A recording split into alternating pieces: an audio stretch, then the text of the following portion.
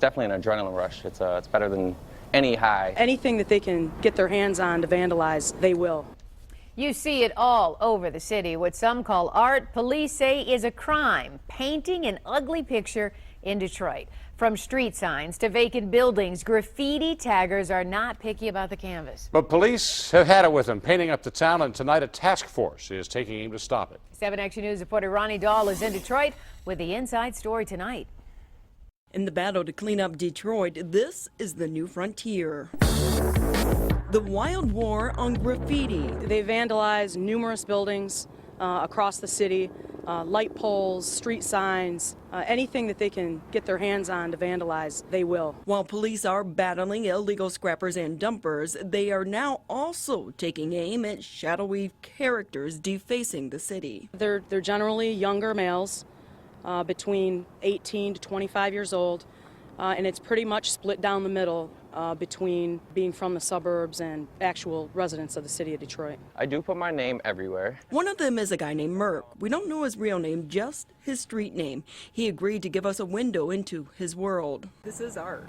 Oh yeah, 100%. I wouldn't say I destroy things. It's a way to express myself, so I don't look at it as that way. You know, I try to beautify the city.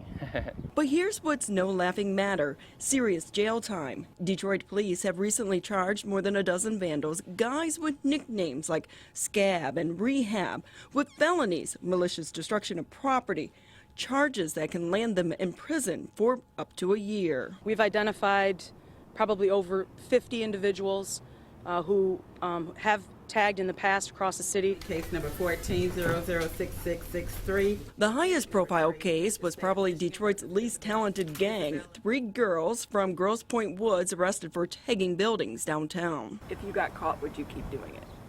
That's a good question. For sure. You know, I've been caught before and it hasn't stopped me. But on the streets, the game is also changing in a way that sucks in guys like Merck and makes it tougher for police. And we always gonna stay out here repeatedly. Showing off on social media fuels vandals to try and outdo each other. If I have a spot running and someone does something sweeter than me, then they kind of earn that spot. They burned me. But, you know, if someone does smaller and you can still see my stuff, then that's disrespect. And then there's this bizarre twist: actual competitions across the city. Merck says many come from other parts of the country to use Detroit as their canvas. With all the out-of-towners coming in, it leaves a lot of heat for the locals. Absolutely does not matter where they live. What matters is that they're coming to Detroit and they're defacing our buildings.